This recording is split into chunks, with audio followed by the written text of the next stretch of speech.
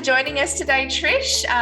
It's going to be great to get your insights into the Naval Shipbuilding College.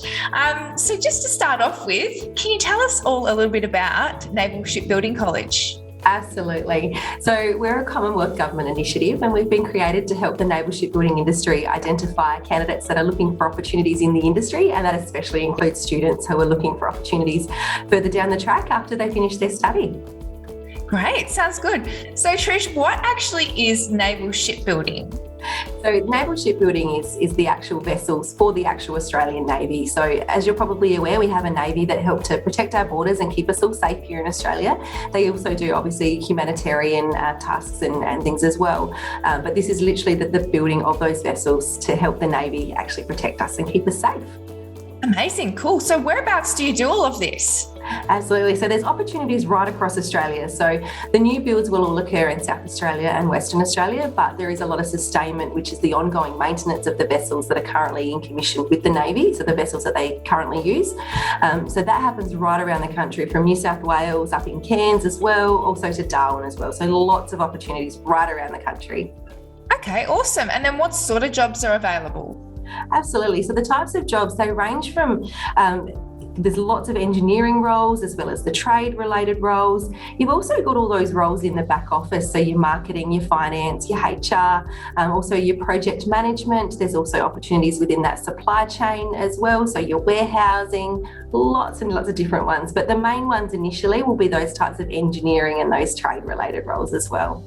Yeah, awesome. So what sort of pathways are available for the engineering type of roles? Absolutely. So with pathways for engineering, there's the traditional path of going to university and undertaking the 4-year bachelor degree. But you can specialise in all different areas. So that might be mechanical, it might be electrical, it might be maybe even design or a naval architect. So there's lots of different opportunities, but traditionally it is going to university, but there are also opportunities to go through a TAFE pathway as well. That would be really fun. I mean, could you imagine saying you're an engineer like for ships? I know. Or you help to build one, to design one of these ships, or a part that goes on one of them. So very exciting moving forward. 100%. That is so cool. And then what sort of pathways are available for trades? Yeah, so with trades, it's kind of similar obviously to the engineering. There's a traditional pathway. So with the trades, you might start off with a Certificate 2 whilst you're at school. So it might be a Certificate 2 in electrotechnology if you're wanting to become an electrician, or it might be the engineering pathways course if you're looking at some of the other trades like the welding or those fabrication type roles. So starting with a Certificate 2 and then moving into an apprenticeship, which traditionally is a 4-year classroom learning and on-the-job learning. So a combination of both.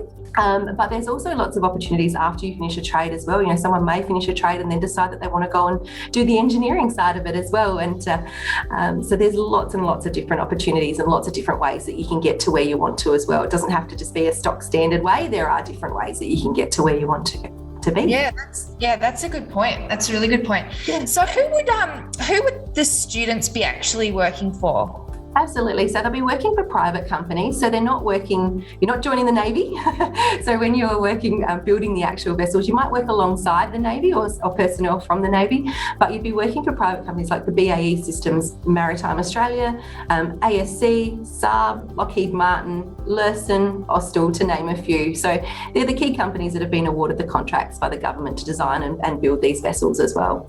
Yeah, cool. And then with Naval Shipbuilding College, how do you guys help students? Sure. So we're a completely free service, and we've been set up to help students that are looking for opportunities in the industry by having a chat on the phone in a career. We call them a career conversation.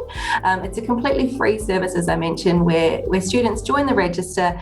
They can have their mum or dad. They can also have one of their guidance counsellors join as well, and we'll have a bit of a chat about what it is that they would like to do going forward and how we can help them to achieve that. It might be that we provide them with some training referrals to have a look at some courses that would be suitable for them to look at to be able to join the industry, or we also help them by looking at those apprenticeships and things as well. So completely free advice where we help them connect with those opportunities in the industry.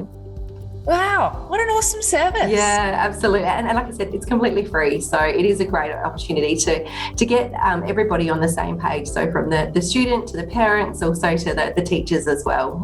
So that's awesome. Yeah. Rather than having to trawl online to do your own research, you can come just directly to us. And then you're the wealth of knowledge. That's it. Absolutely. So how can students actually get a job in the industry then? Absolutely. So once they join our workforce register, we'll actually connect them up with the opportunities in the industry, so then they can go through and they can have a look and they can start applying for the suitable things that they would like to apply for. Obviously, if they need to do some study initially, so we could be talking about a bit of a longer journey here, or it may be that we'll connect them with those employers within the industry for those apprenticeships as well. So by being on the workforce register, that's how we connect them up with opportunities in the industry. Yeah, how perfect. So where can I get more information? Absolutely. So by going onto our website, which is www.navalshipbuildingcollege.com.au, there's lots of information on there, including our students page as well, where teachers and parents, as well as the students, can get a lot more information on there as well. Also, that's where they can join the workforce register as well. Perfect. So just finally, while students are at high school, what do they need to be considering when they're looking at a career in the naval shipbuilding industry? Should they be studying their STEM subjects? What do you suggest for them? Yeah, definitely. So depending on which pathway students wish to take will depend on obviously what they need to look at. So if they're looking at those trade opportunities, looking at those the certificate twos, those entry level courses, which will give them a chance to see if it's something that they like as well, and that's something that they want to pursue. So having a look at those Cert 2s, definitely those STEM subjects, the highest level maths and sciences that you can handle or cope with, or interested in, looking at those ones, as well as being aware that there are things that are required in the industry. So security clearances are going to be required. Industry also do a lot of drug and alcohol screening. So definitely, obviously, I guess be good is the message that we're sending there.